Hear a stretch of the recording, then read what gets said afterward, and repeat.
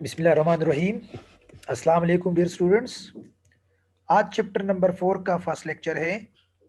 आज के जो टॉपिक है हमारे वो है Boyle's law and Charles law. अच्छा, पहले मैं आप लोगों को स्मार्ट सिलेबस का बता दूं चैप्टर नंबर 4 के बारे में। स्मार्ट सिलेबस में है graphical explanation of absolute zero. तो graphical explanation of absolute zero को अंडरस्टैंड करने के लिए पहले चार्ल्स लॉ को जो है अंडरस्टैंड करना चाहिए, इसीलिए हम चार्ल्स लॉ पढ़ेंगे आज। दूसरा जो टॉपिक है वो है एवोगैड्रोस लॉ। थर्ड वन है derivation of ideal gas equation. अब derivation of ideal gas equation में तीन लॉज यूज होते हैं, Boyle's law, Charles law and Avogadro's law. इसीलिए आज हम बॉयल्स लॉ भी पढ़ेंगे, क्योंकि हमारे पास क्या है, बॉयल्स लॉ डिराइवेशन में यूज होता है। और gas constant in its value, ये भी स्मार्ट सिलेबस का हिस्सा है। Dalton's law of partial pressure, Graham's law of diffusion. ठीक, तो ये स्मार्ट सिलेबस का जो है हिस्सा है, ये सारे टॉपिक इसको हम कवर करेंगे इंशाल्लाह। तो सबसे पहले मैं आप लोगों को गैस का इंट्रोडक्शन बताऊंगा, उसके बाद मैं बॉयल्स लॉ और चार्ल्स लॉ को डिस्कस करूंगा। ओके, तो गैसेस क्या है, मैं पहले पॉइंटर सेलेक्ट करता हूँ। पॉइंटर, अच्छा ये हो गया point. Okay, gas gas matter का वो स्टेट है जिसका ना कोई डेफिनेट शेप होता है और ना कोई डेफिनेट वॉल्यूम होता है। So neither has definite shape nor definite volume. इसके अलावा ये रिजिड भी नहीं होते, हार्ड भी नहीं होते, हाईली कंप्रेसिबल होते हैं और हाई रेट ऑफ डिफ्यूजन होता है। तो आसान अल्फाज में गैस का ना कोई डेफिनेट शेप, ना कोई डेफिनेट वॉल्यूम, न रिजिड होते हैं ना हार्ड होते हैं, हाईली कंप्रेसिबल होते हैं और high rate of diffusion gases का होता है। अच्छा, सेकंड जो स्लाइड है वो है incorrect postulate of kinetic molecular theory. Kinetic जो गैसेस के लिए काइनेटिक मॉलिक्यूलर थ्योरी है उसमें से इनकरेक्ट पास्टुलेट क्या क्या है। तो इनकरेक्ट पास्टुलेट हमारे पास तीन है और टोटल पास्टुलेट हमारी बुक के मुताबिक 10 है। ठीक है, 10 टोटल पास्टुलेट है। इनकरेक्ट उसमें से तीन है, दो उसमें से ज़्यादा इंपॉर्टेंट है। तो फर्स्ट इनकरेक्ट पास्टुलेट हमारी बुक के मुताबिक, हमारी बुक के सीक्वेंस के मुताबिक पास्टुलेट नंबर 4 है। कौन सा पास्टुलेट है, the actual volume of gas is negligible. Gas का जो एक्चुअल वॉल्यूम है वो क्या है, नेग्लिजिबल है। ये मैं थोड़ा सा और भी इसको हाईलाइट कर दूं। अच्छा, the actual volume of gas is negligible as compare to total volume.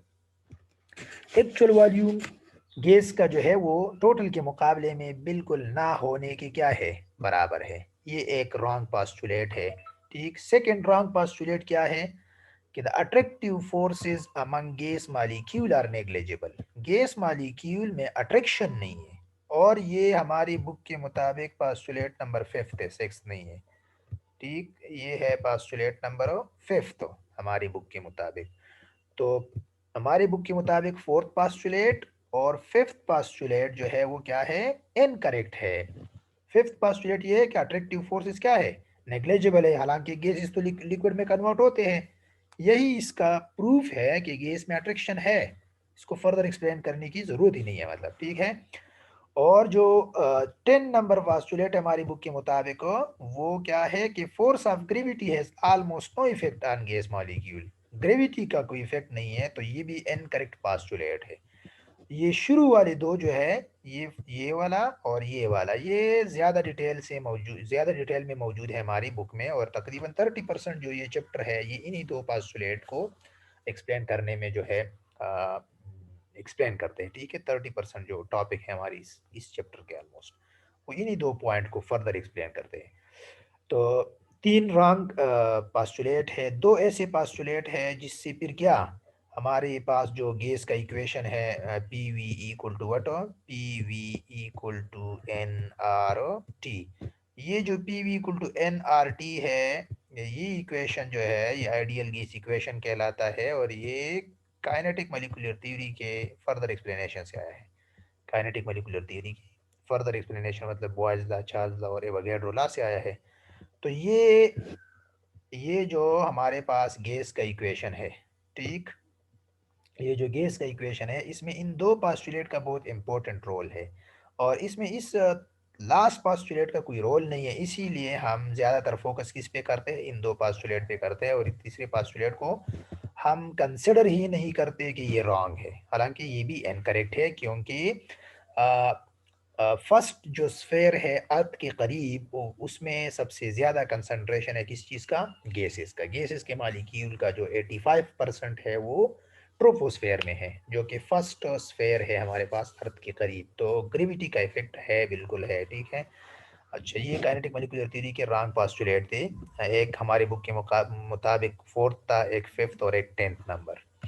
अच्छा, अब बॉयल्स लॉ की तरफ आते हैं। बॉयल्स लॉ रिलेशनशिप बताता है किस चीज़ के बारे में, प्रेशर और वॉल्यूम का रिलेशन। रॉबर्ट बॉयल ने 1662 में इसको स्टडी किया था, किस किस चीज़ का रिलेशन, प्रेशर और वॉल्यूम का रिलेशन। इसके मुताबिक जब हम प्रेशर इंक्रीज करते हैं, इनवर्स रिलेशन है दोनों का, प्रेशर और वॉल्यूम के क्या रिलेशन है, इनवर्स रिलेशन है।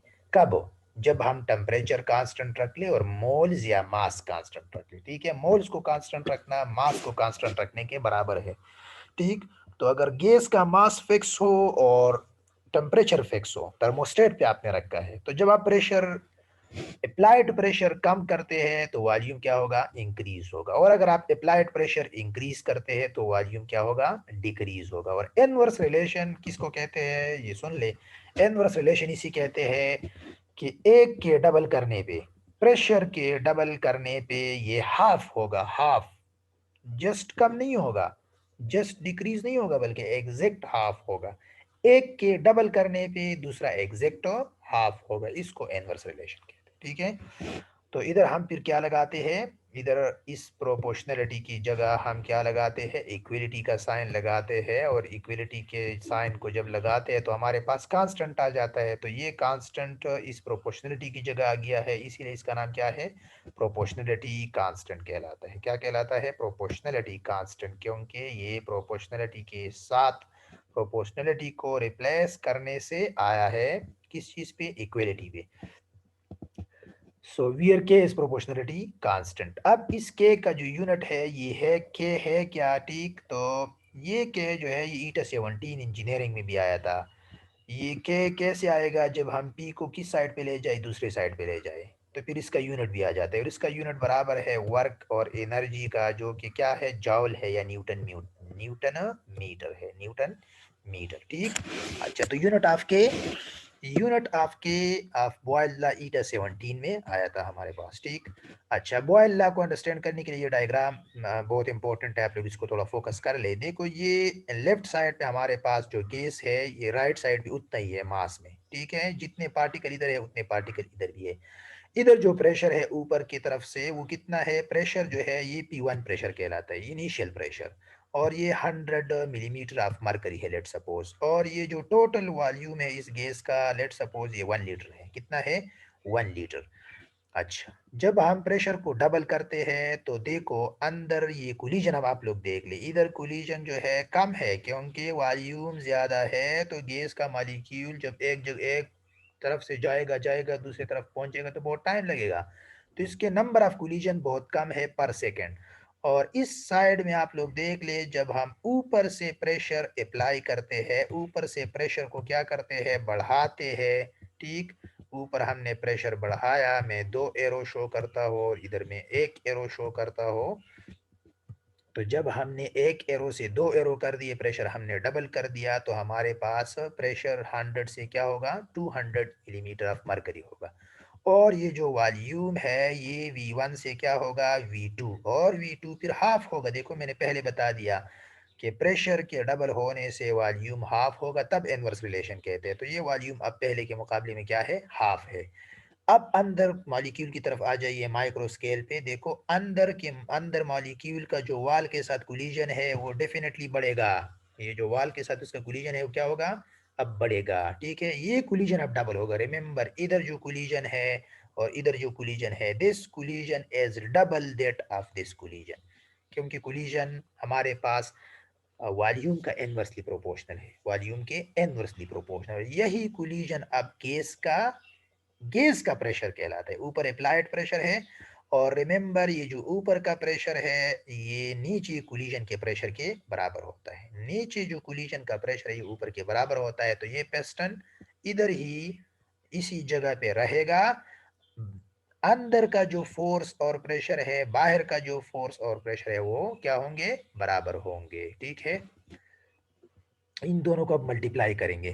तो नेक्स्ट स्लाइड में हम देखते हैं सेकंड स्टेटमेंट बॉयल लॉ का क्या है। सेकंड स्टेटमेंट इसी इक्वेशन को रीअरेंज कर ले जो हमारे पास पिछले स्लाइड पे था। इक्वेशन रीअरेंज करने से क्या बनता है, ये इक्वेशन बनता है पी वी इक्वल टू के, क्योंकि वो पी जो नीचे था वो हम इधर लेके गए। प्रेशर और वॉल्यूम का जो प्रोडक्ट है वो के है, के, और के क्या है, प्रोपोर्शनलिटी कांस्टेंट है। ठीक है, the product of pressure and volume for a fixed mass of gas remains a constant at constant temperature। जब का टेम्परेचर कांस्टेंट है तो प्रेशर और वॉल्यूम का जो प्रोडक्ट है वो क्या होगा, कांस्टेंट होगा हमारे पास। कैसे, तो इसको अंडरस्टैंड करने के लिए बॉटम भी जाइए, इधर आ जाइए। लेट सपोज हमारे पास एक गैसियस सिस्टम था जिसका प्रेशर था 1, कितना, कितने एटीएम था, 1 एटीएम। देखो प्रेशर था 1 एटीएम, और उसका जो वॉल्यूम था इनिशियल वो 30 लीटर था, 30 लीटर। तो P1 और V1 को जब हम मल्टीप्लाई करते हैं हमारे पास 1 multiply by 30 is equal to 30। Let suppose हमने अप्लाइड प्रेशर को डबल किया। अप्लाइड प्रेशर P1 को हमने 1 एटीएम से बढ़ा के 2 एटीएम कर दिया। P1 को हमने 1 एटीएम से बढ़ा के 2 एटीएम कर दिया। तो जब हमने 2 एटीएम कर दिया तो ये एक्सपेरिमेंटली देखा गया है कि वॉल्यूम क्या होता है, हाफ होता है। तो वॉल्यूम क्या होगा, 15 होगा। तो हमारे पास जो सेकेंड प्रेशर है वो है P2, और जो सेकेंड वॉल्यूम है उसको क्या कहते हैं, V2।